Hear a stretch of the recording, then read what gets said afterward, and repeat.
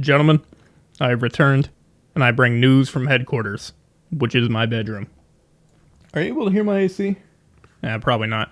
If you read the description of my last video, I was sweating like a politician in court, so I have it on and we're just gonna have to work with it. Ever since making that video on Demon Princes, I have had countless people commenting, asking relentlessly, Cody, which Chaos God is your favorite? Which one would you serve? Which one is your favorite? I said favorite twice. It doesn't matter anyways, because that's a lie. Nobody asked me that, not a single person. What they did ask for, though, is ambient music, so here you go. I am here to talk about which of the Chaos Gods is my favorite and why.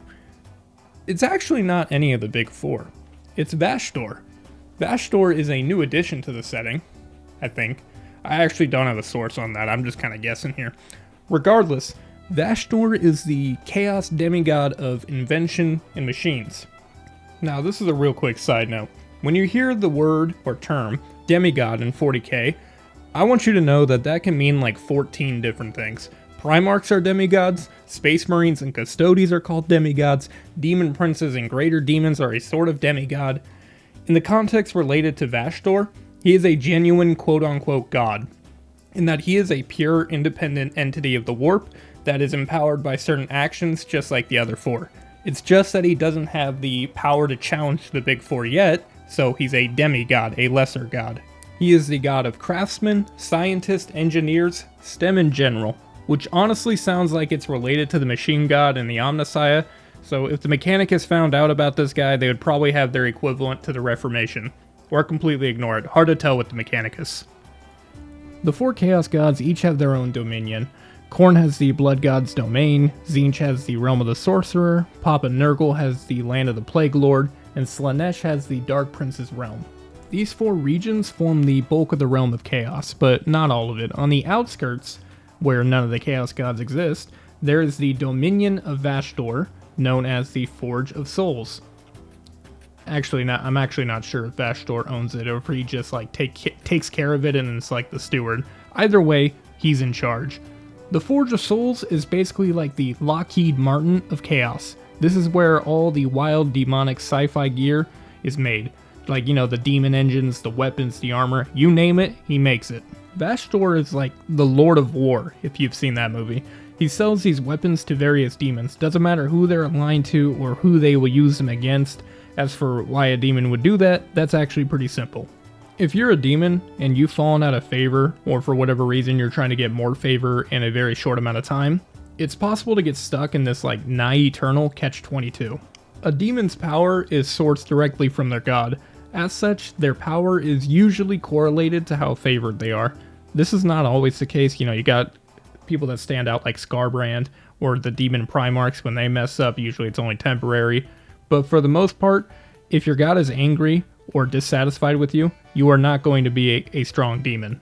The way you fix this is by gaining the favor of your god, by furthering your god's agenda, killing mortals, and various other demon things. This is where the problem sets in. So, pretty much everything you need to do to get favor requires power. But you can't get power because you have no favor, and you can't get favor because you have no power. See the problem? A potential solution to this, potential being a very important word in this sentence, is paying a visit to your old Uncle Vashtorr. Vashtorr will offer you a contract. If you agree, Vashtorr will lend you some power, but in exchange, you owe him souls. One of my favorite aspects of this is Vashtorr doesn't even lie. While the fairness of the terms are probably debatable, they're very clear, because Vashtorr doesn't have to lie. Demons, to him at least, are very predictable. As we mentioned before, they're all shards of their respective god, and he knows if they've come to him, they're desperate. So he just offers them a contract with clear terms and waits for the demon to inevitably mess it up. Another reason a demon might make a deal with Vashtorr is that when a demon is destroyed in real space, they are banished back to the warp. Now, I'm not sure if it takes time for them to reform in the warp itself or not, but time doesn't carry a lot of meaning in the warp, so don't think about it too hard. What does take time, though, is them returning to the Materium. I think the standard is like 1,000 years. This process can be accelerated by their patron god, but usually if a demon just got banished, that means they failed, and their god usually isn't going to be too happy with them, so refer back to what I said about that catch-22. The demon will give its true name to the Forge of Souls. A true name, in case you don't know, is exactly that. It's the demon's true name. The names we call famous demons like Kabanda and Kugath, those are just titles and other names. Their actual true name is a secret, one only they and their patron know. To know what a demon's true name is to have power over it. So by surrendering their name to the Forge got the demon by the balls. And they're in the contract until they fulfill their end of the bargain. This contract has 3 major components. First, all the souls they slay will go directly to the Soul Forge. Second, all machines they destroy go directly to the Soul Forge. Honestly, they probably could have bunched those 2 rules together, but it is what it is. Third, if any of the Chaos Gods attack the Soul Forge, they are obligated to come to its defense, even if it's their own patron god. Now, I'm going to let you in on a little secret here. Turning against your patron god is one of the few ways you get true death as a demon. So the demons are taking a very big gamble when they go to the Soul Forge. But I mean, to be fair, 3 out of 4 chance that it's not going to be your god, so exit strategy, worry about it later. At which point, they are thrown into the Soul Forge, and they will be ripped apart and put back together like they are the $6 million man. And they will emerge as a soul grinder, which are these like horrid crossovers of demon and machine. They're really goofy, but kind of cool at the same time. They're like Spider Darth Maul from the Clone Wars show, except they get a claw and or a cannon. And they will stay in this form until they repay their debts, and if they get banished, again, don't even worry about it. Vashtorr is there to offer a second chance at a higher price. Which is why I absolutely adore Vashtorr. Think about it. This guy is the god of craftsmanship, engineering, and machines. He could have formed his domain however he wants. The possibilities are endless. Instead, what does he do with these talents? He goes to the corner and sets up a back alley weapons dealership with a sign on the front that reads, "No cash, no credit, no problem." He's out here giving payday loans to bloodthirsters. And you just gotta love it, and they all lose. Every single time. Well, not all the time. That's not true. But usually. Because if, as we said earlier, if a demon is coming to Vashtorr, it's because they've fallen out of favor and things are not going well for them, and usually it's because they suck at their job. So they go to Vashtorr, borrow some power, go and try to square away the debt, and surprise, surprise, they still suck at their job. They get defeated, and now they owe Vashtorr even more souls. Not to mention they are bound to protect the Forge of Souls and are bound to Vashtorr until they pay off the debt, which is usually never going to happen. It's one of my favorite things in the entire setting, because like even the immortal demigods of chaos are powerless against predatory lending and high interest rates. And the demons are immortal. They don't even have to do this. They could have just waited.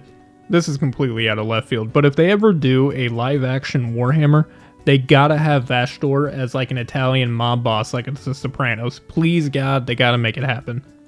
Hey Vashtorr, I see we got a guy on the book here, Gabagoo, named Kabanda. Owes us 45,000 souls. You want I should pay him a visit? Alright, moving on. After so many years and eons, again, it doesn't really matter, time is weird in the warp. It's however short or long you want it to be. Vashtorr has grown insanely powerful. This dude, remember, he's lending power to greater demons. He is so powerful that he's now preparing to take the next step, which is Ascension to a full Chaos God, and he will no longer be just a supplier in the great game, he will be a contender. Which takes us to the Arks of Omen. He popped over to real space, formed an alliance with Abaddon. Vashtorr gave him a bunch of Arks of Omen, which are these massive space hulks that Vashtorr made special just for him. And Abaddon will use them with his armies and go get Vashtorr this key. And this MacGuffin will help Vashtorr ascend to become the 5th Chaos God.